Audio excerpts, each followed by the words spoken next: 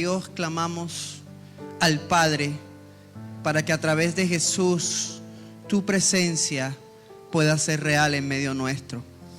En el nombre de Jesús, amén y amén. Yo voy a invitar a que vayamos al libro de 2 de Corintios, capítulo 11, versículo 1 al versículo 4.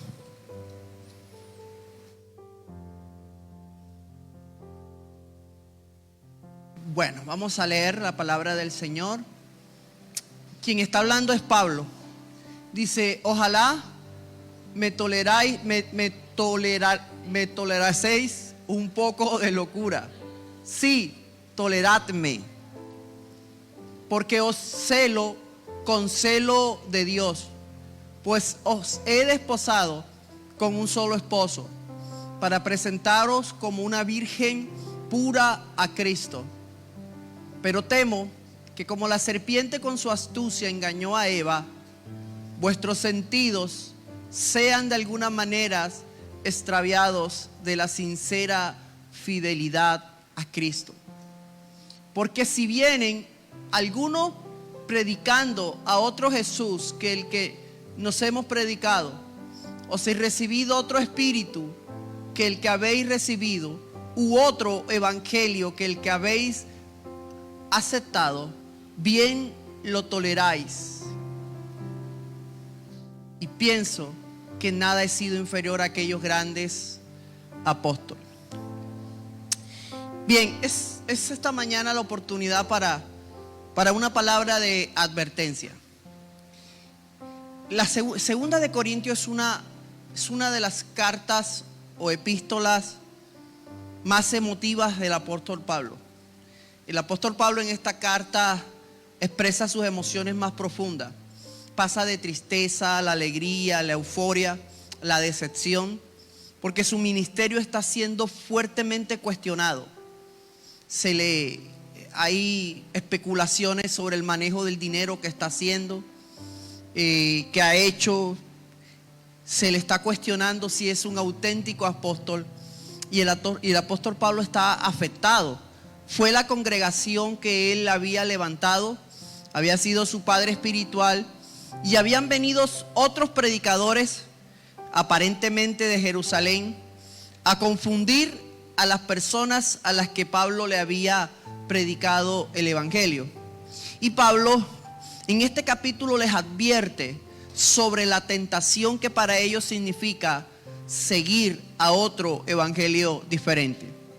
Y es una palabra de advertencia para nosotros, a los que somos hijos de Dios y caminamos con el Señor, pero también a los que predicamos, también a los que tenemos la oportunidad de enseñarle al pueblo del Señor, sobre también el peligro de ser seducido y de alejarnos de la verdad que hemos recibido del Señor. En el capítulo miramos versículo 1. Vamos a regresar al versículo 1. Vamos a ver que Pablo les dice: toleradme un poco, escúchenme. Y luego dice, sigamos el versículo 2. Y el apóstol Pablo va a hacer una metáfora de lo que ellos son como iglesia. Y Pablo les dice: ustedes son como una novia, hablando de la iglesia de Corintios que se ha desposado con el Señor. En ese caso, Pablo es el que los compromete. Y Pablo expresa ese compromiso que existe entre Jesús como novio y la iglesia, en este caso Corintio, como novia. En esa época, el ser novio era un compromiso formal y público. Habían unas personas que se llamaban los hijos de la cámara nupcial, que eran dos encargados, uno de parte del novio, otro de parte de la novia, que colaboraban con la boda. Al principio entregaban las invitaciones, pero lo más importante era que ellos velaban por la castidad de la novia, porque era muy importante que la novia llegara casta al matrimonio. Ojo, es otras costumbres, y la castidad no tenía que ver solo con lo sexual, era más profundo, tenía que ver con la honra de esa familia que esa muchacha representaba, que esa joven representaba. Porque ella no es una sociedad individualista, es una sociedad colectiva. Así que el casarse era el pacto entre dos familias. Y que esa muchacha llegara virgen al matrimonio era un ejemplo de honra, significaba honra para la familia. Entonces era importante que ella llegara casta al matrimonio. Y lo que Pablo está tratando de decir, que es importante que la iglesia llegue casta, llegue preparada al encuentro final con su Señor. Yo pensé que iba a haber más amenes, hermano. Porque al final, lo más importante de todo este camino que estamos haciendo, de todo el servicio que hemos hecho, es ese encuentro final con nuestro Señor Jesucristo. Después de caminar, después de andar, después de luchar, de sufrir, al final la recompensa de nosotros como cristianos es el día en que se dé esa boda, que al final podamos vernos con Él cara a cara. Ese es el ejemplo de Pablo. Y les está diciendo, ustedes son la novia del Señor. Y es necesario que se guarden en fidelidad a ese Señor que los ha desposado. Hoy el noviazgo no es una cuestión tan formal como este tiempo, pero realmente el matrimonio empezaba desde el noviazgo, era una de las etapas del matrimonio. Ahora, siguiente versículo.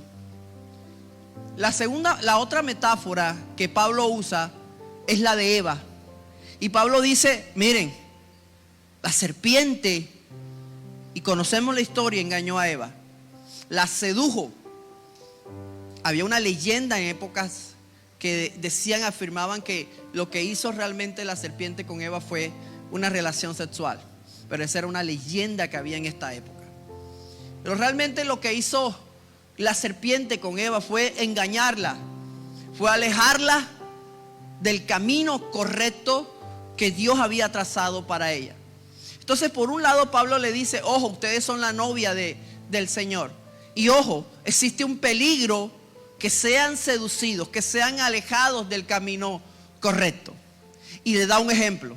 Y para eso tenemos como ejemplo a Eva. Sigamos. Y venimos al tema central de Pablo. ¿Cuáles son esas tentaciones? ¿Cuáles son esas fuentes de seducción que nos pueden alejar de nuestro novio como iglesia? ¿Qué es eso que nos puede alejar de al final alcanzar la meta de estar en las bodas con el Señor? Y Pablo va a mencionar 3 peligros. Vamos a mirarlo. Dice, porque si viene alguno predicando, ¿qué? A otro. Pero no lo hable con miedo, hermano. Nadie lo está correteando. ¿Cuál es el primer peligro? Predicar a otro. Jesús. El segundo riesgo, ¿cuál es? Dice el siguiente párrafo, dice, o si recibid otro espíritu. La segunda tentación. Y la tercera, ¿cuál es? Otro evangelio. ¿Cuáles son entonces los 3 peligros que Pablo ve? ¿Otro qué? Otro Jesús, otro espíritu y otro evangelio. ¿Usted cree que usted pueda ser engañado? ¿Que usted puede creer en otro Jesús? ¿Que usted puede creer en otro espíritu? ¿Puede vivir de acuerdo a otro espíritu? ¿O puede caer creyendo otro evangelio? ¿Usted cree que a usted le puede pasar eso? ¿Sí o no? Pues si la Biblia lo dice para nosotros es porque porque la Biblia es profética. Así que ese riesgo que había para los oyentes de Pablo, ese riesgo que tenemos para nosotros hoy. Y usted puede decir, yo llevo tantos años creyendo en Jesús que yo no creo que a mí me cambien a Jesús. Yo llevo tantos años caminando siendo evangélico que yo no creo que pueda cambiar. Y yo llevo tantos años siendo cristiano que yo no abrazaría otro evangelio. Pero la verdad, hermanos, es que sí puede pasar. y peor. Es posible que ya nos esté pasando. Número 1, otro Jesús.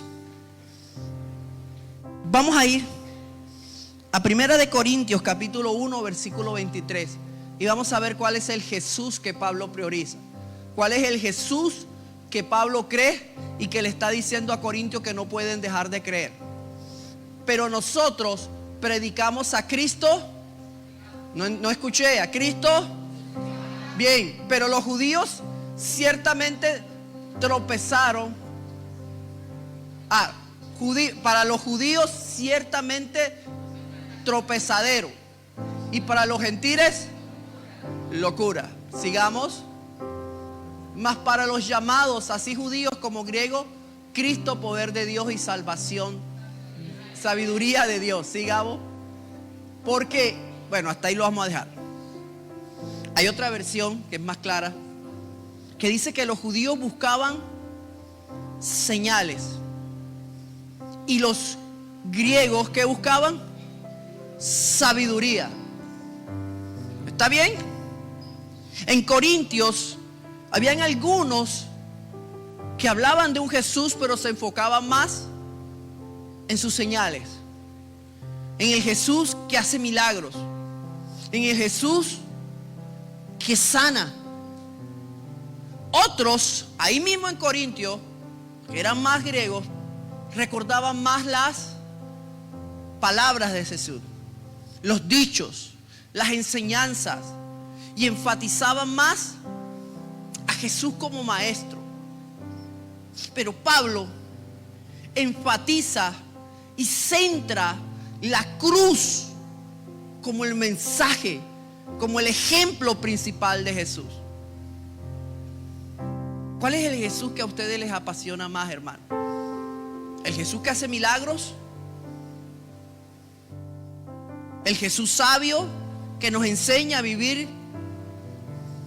¿O el Jesús de la cruz? ¿Cuál les apasiona más? ¿Cuál les conviene más? ¿Quién no quisiera un milagro esta mañana? ¿Quién no quisiera una palabra sabia esta mañana?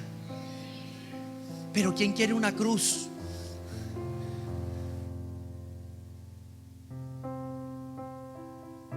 Cada vez muchas iglesias se están dejando atrás al Cristo de la cruz y solo quieren el Cristo de las señales o el Cristo de la sabiduría.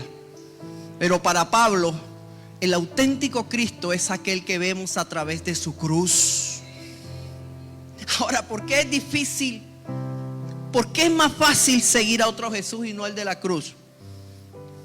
Número 1, porque cada vez que pensamos en la cruz de Cristo, tenemos que reconocer que somos pecadores. Mucha gente viene a las iglesias a buscar una señal.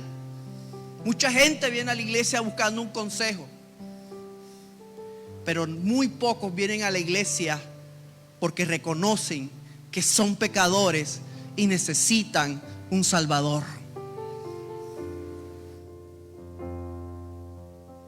¿Qué creen que el mundo anhela más? ¿Milagros o arrepentimiento? ¿Por qué es tan difícil el Jesús de la cruz? Porque el Jesús de la cruz nos lleva a reconocer que somos pecadores y que si Él estuvo en esa cruz fue porque tomó el lugar que tú y yo teníamos. Nos cuesta el Jesús de la cruz porque preferimos nosotros sentirnos como víctima, decir que lo que nos está pasando es culpa del gobierno, es culpa de los padres, es por culpa de alguien que nos hizo daño. Es más fácil para nosotros aceptar que somos una víctima de lo que nos pasa, pero es más difícil aceptar que la mayor parte de las cosas que me están pasando en mi vida es por mi pecado. Y yo sabía que no les iba a gustar eso. Si yo les he dicho zapatemos para que Satanás se vaya, claro que se vaya, por él estoy así. Si yo digo el gobierno, unos se van a callar, Otros van a decir amén, ese desquiciado de Petro. Pero la verdad es que la Biblia dice que nosotros cosechamos lo que sembramos, y ya eso no nos gusta mucho. El Cristo de la cruz no gusta porque revela nuestra culpa pecaminosa. Es más fácil, insisto, en pensar que soy una víctima al pensar que soy responsable de lo que me pasa.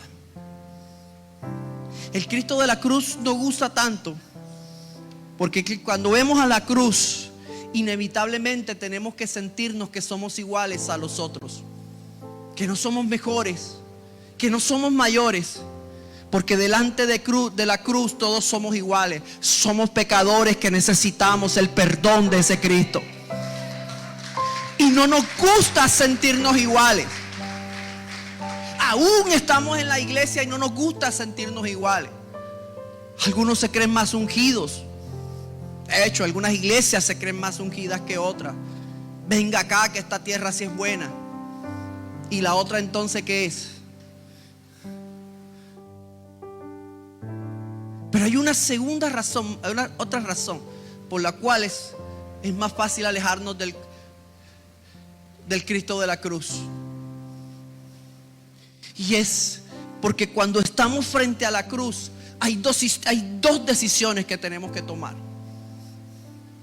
Cuando aceptamos al Jesús de la cruz y por la fe nos enfrentamos a Él, como esta mañana que participamos de la Santa Cena, hay dos decisiones que hay que tomar. Porque hay dos cosas que Jesús te va a preguntar.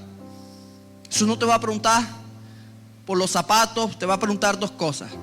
La primera cosa que el Jesús de la cruz te va a preguntar es: ¿tú me aceptas como Salvador?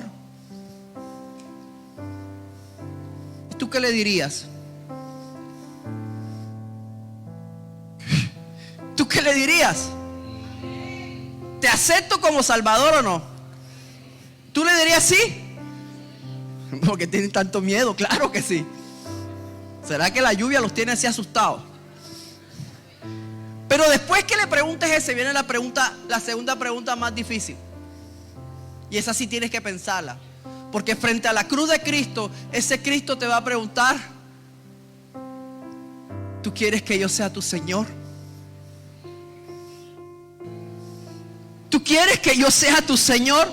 Porque para el Cristo de la cruz, Él fue a esa cruz para salvarnos, pero también para ser nuestro Señor. Y es allí donde tropezamos, porque nosotros queremos hacer lo que queramos. Queremos ser los dueños de nuestro destino. Este es un mundo donde incita la autosuficiencia. Sé el capitán de tu vida, sé el astronauta de tus estrellas. Todas esas cosas nos dicen fortaleciendo al ego, al yo. Pero el Cristo de la cruz nos dice: eres realmente grande cuando eres mi siervo, cuando eres mi doulos, mi esclavo.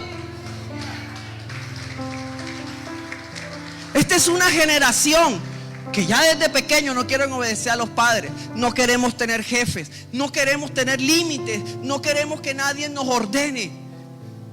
Por eso es que es difícil el Cristo de la cruz, porque el Cristo de la cruz no quiere que seamos sus admiradores, no quiere que seamos sus fans, no quiere que seamos ni siquiera sus seguidores. Quiere que seamos sus siervos y que Él sea el Señor de la vida de nosotros. Y eso no es fácil ni para la iglesia. A las iglesias les encanta decir a la gente, varias iglesias y predicadores: sueña. Como decían el evangelio que vino de Corea, mezclado con budismo: embarázate de lo que tú quieras y dilo con tus palabras y serán realidad. Porque tú eres tu propio Dios. Aunque eso no lo decían, era lo que expresaban realmente. El Dios que está para servirte a ti, pues ese no es el Cristo de la cruz. El Cristo de la cruz demanda que le respondas dos cosas. Si lo aceptas como Salvador, debes aceptarlo como Señor. Número 2, otro espíritu. La palabra espíritu en el contexto de Corintios significa movimiento, andar. Entonces, cuando dice otro espíritu, tiene que ver con la manera como vivimos. Y una manera, por supuesto, otro espíritu es vivir de una manera distinta hacia Jesús, que Jesús es tu Señor. Vamos a ver la explicación del apóstol Pablo.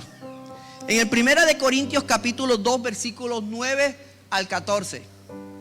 Dice la palabra: antes bien, como está escrito, cosas que ojo no vio, ni oído oyó, ni han subido en corazón de hombre, son las que Dios ha preparado para los que le aman.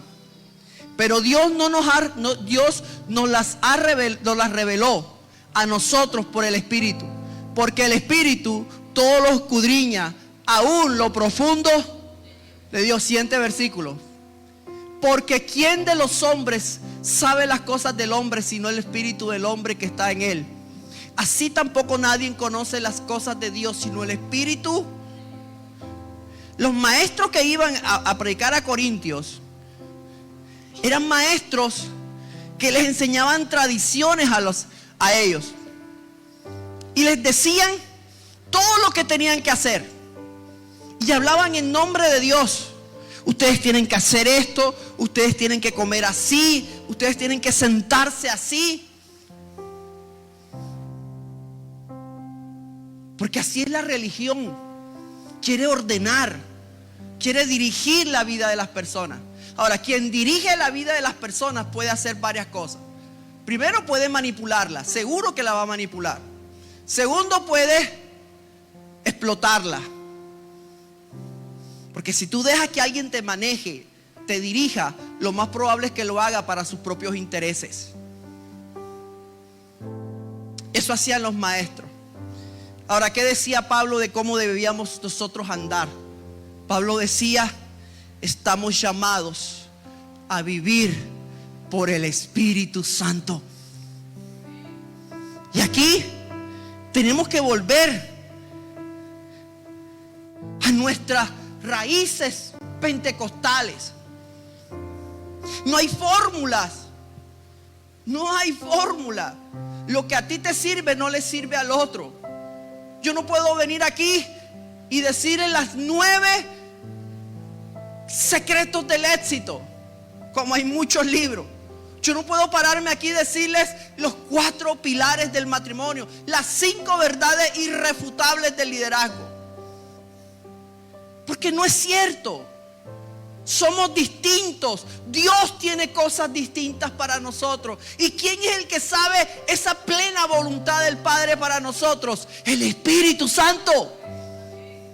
Es el Espíritu Santo el que sabe realmente lo que tú necesitas. Ahora, ¿por qué rechazarían estas personas al Espíritu Santo? Porque al Espíritu Santo hay que buscarlo.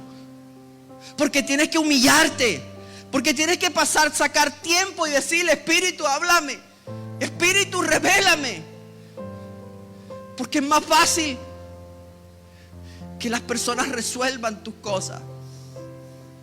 Estos maestros querían dirigir la vida de las personas. Querían dirigir. Querían que ellos hicieran, que creían que sabían todo lo que ellos debían hacer. Esta iglesia no es para decirte lo que tú tienes que hacer. No te equivoques, porque nosotros mismos, los pastores, no lo saben. ¿Saben por qué? Porque reconocemos que toda la sabiduría pertenece a Dios y que solo por el Espíritu Santo podemos conocer y entender lo que Dios realmente quiere. Ahora, porque hay una generación de cristianos confundidos, que no saben qué hacer, que no saben a dónde ir. Hay una sola explicación para Pablo, y es que no estamos andando conforme al Espíritu Santo. Cuando tú estás conforme al Espíritu Santo, miren, aunque sean decisiones locas, tú estás confiado, Porque aunque Él te lleve a cosas extrañas, tú vas confiado, porque sabes que vas de la mano del Espíritu. Y cuando vamos del Espíritu, no importa dónde vayamos, podemos ir confiados y seguros, porque Dios quiere lo mejor para nosotros, aunque no parezca lo mejor para el mundo. Hermanos, jóvenes, ustedes no pueden depender de los líderes, porque todos necesitamos depender de Dios. Y aquí venimos, hermanos, a buscar juntos a Dios. Por eso estamos en los ayunos, por eso hacemos vigilia, por eso hacemos estos servicios, porque venimos reconociendo nuestra necesidad de que Dios nos dirija, de que Dios nos muestre, de que Dios nos diga qué hacer. Pero insisto, ¿por qué no es fácil? Porque el Espíritu Santo está dispuesto a decirte lo que tienes que hacer, pero tienes que buscarlo. Y eso no se hace estando 5 horas en Instagram, 4 horas en TikTok, 3 en Facebook.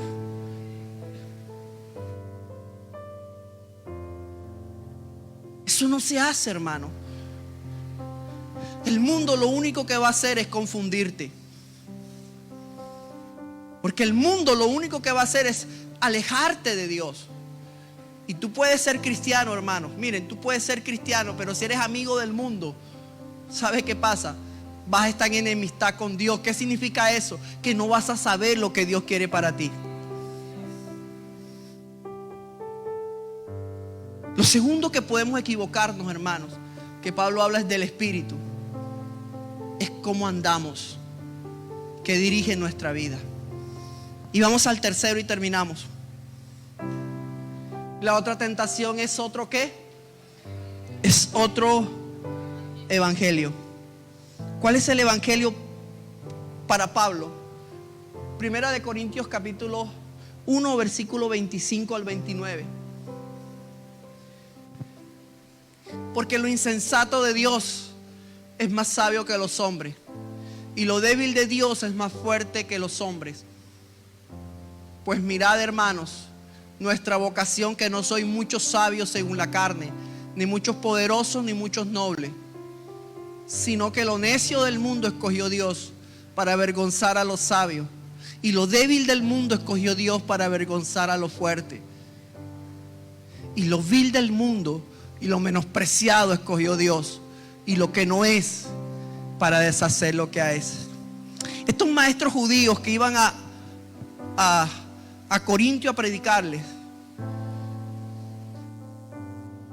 no iban a buscar al que estaba perdido, iban a buscar a los creyentes, a los que ya creían. A ellos no les interesaba el perdido, a ellos no les interesaba el pobre, a ellos les interesaban los judíos. ¿Por qué? Porque podían obtener ¿qué? Ventajas. Podían obtener honra, porque la honra de un maestro en esa época era la cantidad de seguidores que tuviera. Por eso buscaban a los judíos, a los que ya eran creyentes. Por eso no entendieron el evangelio. Porque el evangelio no se trata del número de personas que tengamos. El evangelio no consiste en el éxito de las celebridades que se vuelvan cristianos. El evangelio ni siquiera es un mensaje de autoestima como algunos creen. El evangelio no es un mensaje vacío de créelo y ya, de que tú eres bueno, de que tú eres maravilloso, de que tú eres... El evangelio no es un mensaje vacío. El evangelio apunta a la justicia. El propósito del evangelio es el propósito de la justicia. Lo que pasa es que el camino a la justicia, muchos lo han equivocado. Para muchos la justicia es la venganza. Para muchos la justicia es la imposición de unas ideas. Tienen que hacer, y eso le pasa mucho a una ideología, que si no hacen lo que ellos dicen, es lo único que existe. Para muchos la justicia se consigue a través de la fuerza. Hoy están bombardeando varios países en el mundo y creen y lo que dice es que lo están haciendo en nombre de la justicia. ¿Cómo el evangelio alcanza la justicia en la Biblia? Por lo menos para el apóstol Pablo. En un escándalo, lo que Pablo decía de cómo se alcanza la justicia. Porque para Pablo, la justicia se alcanza por la gracia de Dios.